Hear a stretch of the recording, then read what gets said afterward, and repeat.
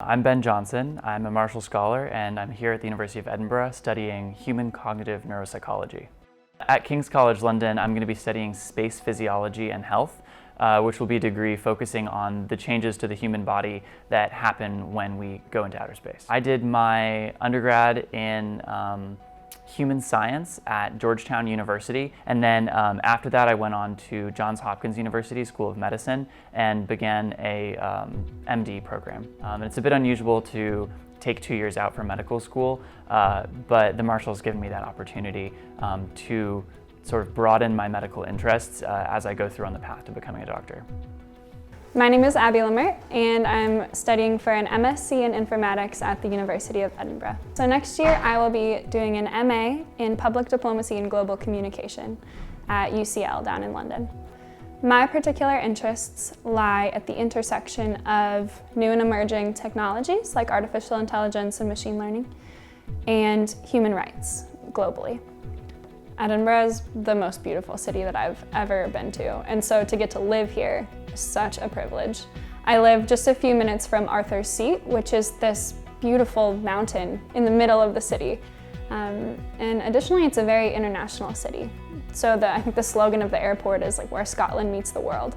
And I think I found that to be very true of my course here is incredibly international. So I do get to interact with British students, but also some of my closest friends from my course are a group of women from Saudi Arabia, which has given me a really cool perspective on what it means to live under an authoritarian regime practically on a day-to-day basis, which is super relevant for my field and what I study. So part of the reason why I was so interested in going to study internationally for my degrees was that space science is by its very nature extremely international.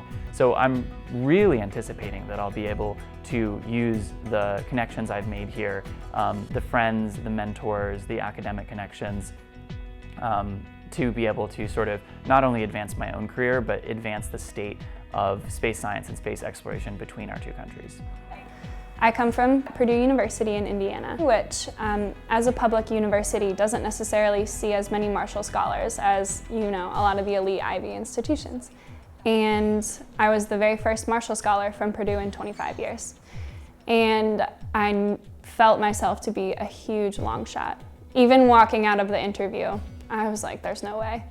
But getting the call that afternoon that I was offered the scholarship, I knew instantly how life-changing that was. And it already has begun to transform the rest of my life. And I just have nothing but words of encouragement for people from schools who don't often field Marshall Scholars, from states who don't often field Marshall Scholars. You are just as capable and qualified of getting these scholarships as people at elite institutions. I think that if you have an interest, especially if it's a little out of the box, and you've been looking through course curriculums, you've been looking at program offerings from different universities, and you're just not seeing it, the Marshall Scholarship is the perfect thing for you because it allows you to kind of create your own program. And the UK has so many amazing universities and so many extremely specific programs, but not only that, but you can kind of create your own intersection between two different degrees. I basically created my Marshall Scholarship about the psychology of space travel, which is not a program offered by any university anywhere in the entire world. So if you are someone who is interested in pursuing an extremely niche field or a field that you have just not seen on offer specifically anywhere, don't settle for trying to do a program that's related. I would say apply to the Marshall, pitch your idea, and cross your fingers.